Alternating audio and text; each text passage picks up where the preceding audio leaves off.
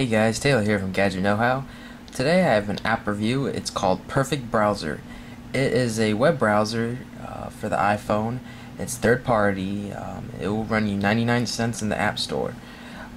And this will be comparable to Safari, that's the default web browser for the iPhone and iPod Touch. So I'll do a quick review on the browser and I'll show you the ups and downs of it.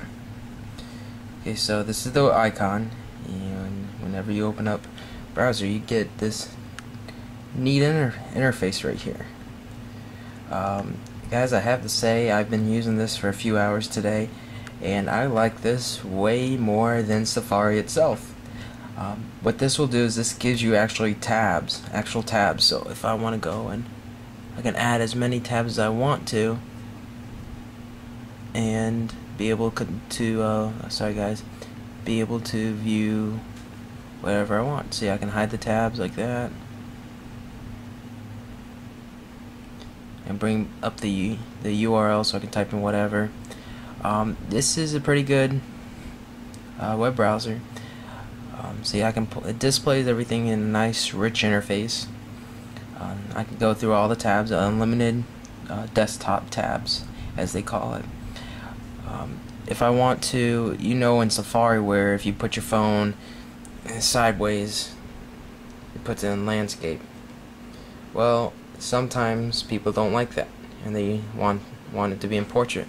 Well, these guys made it where you hit this lock button and it's going to stay in portrait. It's not going to go in landscape. So if you're laying down you can still surf the internet normal.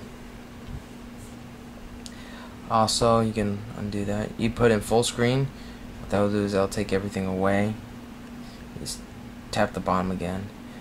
Lock the search. You can search in the browser. So if you're viewing a web page or a blog or something like that and you need to find a certain keyword, you hit this little search icon and you just type in what you want to be found and it finds it for you.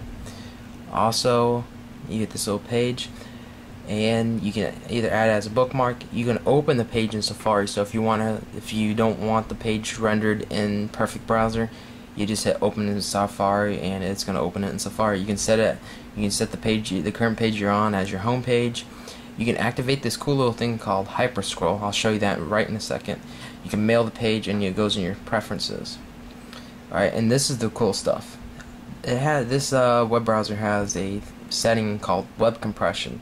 And what that does is that will compress the web page so it loads 10 to 15 times faster than what Safari will load it. I used the web compression. I did notice a remarkable faster loading time than a regular page. But I have noticed with web compression on, if I try to go and try to visit MySpace or something like that, it will give me an error saying something about Google not being able to get a hold of the server or whatever. But as soon as I turn the web compression off, it works perfectly fine. So that is a problem with some web pages. The status bar will tell you how the page is loading.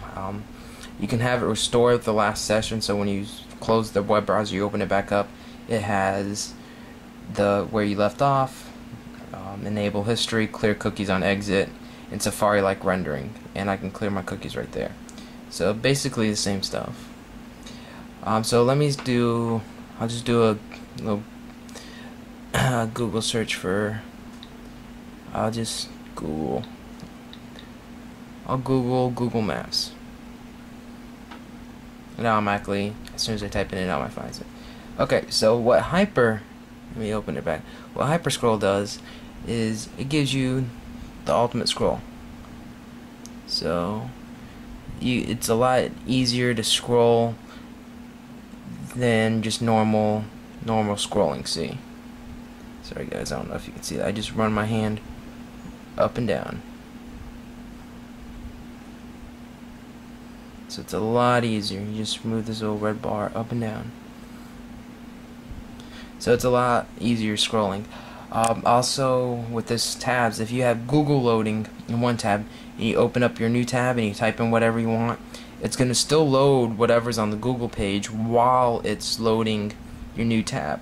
So it loads as many tabs as you have going, so it's not going to stop the Google to to load the new tab, then start.